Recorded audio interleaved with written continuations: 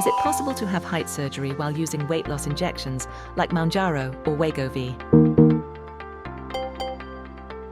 Rather than being a question of whether it can be done or not, in the height surgery process, there is currently no research showing that Mounjaro or Wegovy have a direct impact on bone formation itself. However, these medications do lead to reduced appetite and, as a result, lower overall food intake. During this process, the body needs to generate a very large amount of new bone over time, so adequate and continuous nutritional support is extremely essential. If nutritional support is not adequate during this period, the direct nutrients required for proper bone formation would not be sufficiently supplied to the body. When those nutrients are not adequately supplied, secondary hormonal changes can occur inside the body. Those hormonal changes may then indirectly come into play and affect the bones over time. Therefore, during this treatment process, I clearly advise against this approach. Also, for safe anesthesia, conservatively speaking, precautions should be taken before anesthesia for those who receive injections like Mounjaro, because these medications affect how the stomach digests food and how it empties its contents. Does flexibility or agility decrease after limb lengthening surgery compared to before? Among people who undergo surgery, some report that their agility or running speed, including 100-meter sprint performance, actually improves, and some say they can exercise better than before. However, I previously conducted a study on this and even wrote a thesis. On average, performance tends to decrease. That data reflects outcomes at 2 years after surgery, but over longer periods, 3, 5, or even 10 years, I expect most patients to return close to their original condition. This is difficult to study, so definitive conclusions are hard to make.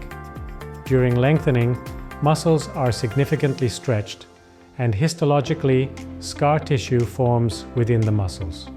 For this reason, when patients are deciding whether to undergo surgery, I always ask them to consider the possibility that their athletic ability and agility may decline. This is especially important for people who highly value sports like football or basketball, as it may not be clear whether they would be comfortable with a potential decrease in performance. That said, some patients do regain their original function or even surpass it. To achieve that, I strongly emphasize diligent rehabilitation after surgery. I consider the first year to be the golden time for recovery of flexibility. Muscle strength may not fully return within 1 year, but if sufficient stretching is not achieved during that first year, it often becomes much harder afterward. Rehabilitation should be completed within 1 year of surgery. The greatest effort should be made during the lengthening period, as doing so allows a quicker return to daily life once lengthening is complete. I encourage patients to give their best effort during this time and not to extend rehabilitation beyond 1 year. Is it good to grow femur muscles before femur lengthening surgery? This is also a very common question.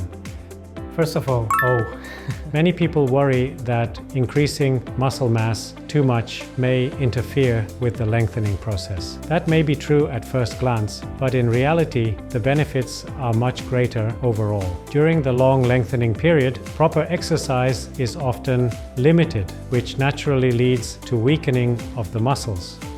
Over time, all the muscles tend to become weaker.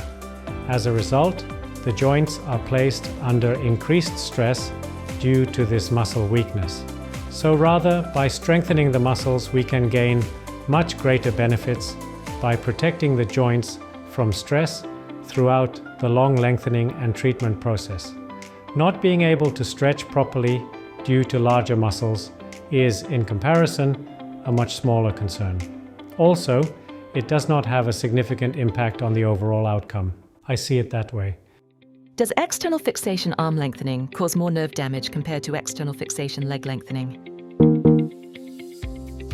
Because there are several important nerves that run down the arms and legs, and just because they are in the arms does not necessarily mean they are more dangerous. That said, depending on the type of nerve, some nerves react very sensitively when they are stimulated or injured, while others tolerate it better. There are certain nerves that quickly recover even after being stimulated. But in arms, radial nerve passes through like this and ulnar nerve like this. 3 big nerves pass through like this, but the most sensitive one is the nerve that passes inwards, along the inner side of the arms.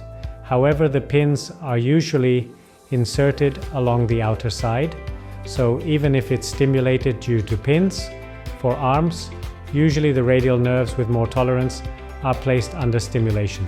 So if it's not completely cut off or anything like that, usually they recover well.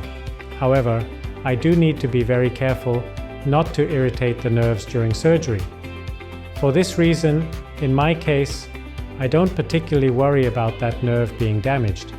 In fact, the most sensitive nerve in the leg is the peroneal nerve, and it runs close to where the pin is inserted. So if we really had to be picky, the pins in the leg are placed a bit closer to more sensitive nerves. However, whether it's the arms or the legs, the important nerves must always be protected, and we take great care to ensure their safety, so there is no need for major concern.